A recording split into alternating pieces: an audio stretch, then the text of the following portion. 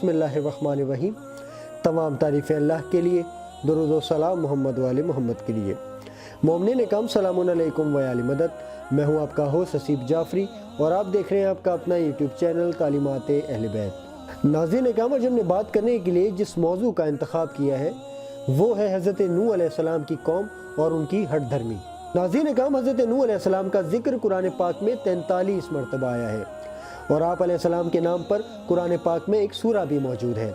اور آپ علیہ السلام وہ پہلے اولو العزم پیغمبر ہیں جو صاحب شریعت تھے اور صاحب کتاب تھے، اور آپ علیہ السلام کا شجرہ نسب حضرت آدم علیہ السلام سے 8 یا 10 واسطوں سے جا ملتا ہے۔ آپ علیہ السلام کا اصلی نام عبد الجبار عبد الاعلیٰ تھا، لیکن خوف خدا میں زیادہ گریہ و زاری کرنے کی وجہ سے انہیں نوح کہا جاتا تھا۔ جب حضرت نوح علیہ السلام پیغمبری پر مبعوث ہوئے تو اس زمانے کے لوگ بت پرستی، خرافات اور فساد میں مکمل طور پر غرق تھے، اور وہ لوگ اپنی اس غلط قسم کی عادات اور رسومات پر بڑی شد و مت کے ساتھ عمل پیرا تھے، اور وہ لوگ اپنے اس عقیدے کے تحفظ کے لیے ہر طرح سے مرنے مارنے کے لیے بھی تیار تھے، لیکن اس عقیدے سے پیچھے ہٹنے کے لیے بالکل بھی تیار نہ تھے۔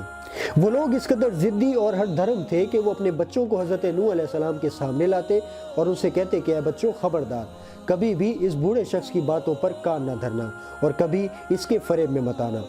یہ کام کسی ایک خاص گروہ یا قبیلے کا نہیں تھا، تقریباً اس پوری قوم کا یہی حال تھا کہ یہ لوگ اپنے بتوں کے تحفظ میں یہ کام انجام دیا کرتے تھے۔ بعض لوگ اپنے بیٹوں کو حضرت نوح علیہ السلام کے سامنے لاتے اور انہیں یہ کہتے کہ اے میرے بیٹے، اگر تم میرے بعد زندہ رہے تو کبھی بھی اس بوڑھے اور دیوانے شخص کی پیروی مت کرنا۔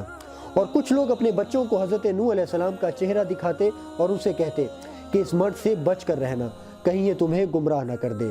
ہمیں یہ وصیت ہمارے بڑوں نے کی تھی، اسی لیے ہم یہ وصیت تمہیں بھی کر رہے ہیں۔ حضرت نوح علیہ السلام کی قوم کے بڑے بڑے کافر لوگ حضرت نوح علیہ السلام کے پاس آتے اور ان سے کہتے کہ ہماری نظر میں تم ہمارے جیسے ایک بشر کے علاوہ کچھ بھی نہیں ہو،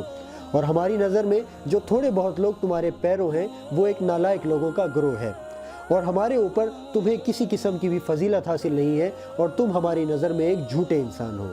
حضرت نوح علیہ السلام نے ان کے جواب میں کہا کہ اگر میرے پروردگار کی میرے پاس روشن دلیل ہو اور میرے اوپر اللہ تعالیٰ کی جانب سے خاص لطف و کرم کیا گیا ہو جو تمہاری عقلوں سے مخفی ہو، تو کیا تم پھر بھی میری رسالت سے انکار کرو گے؟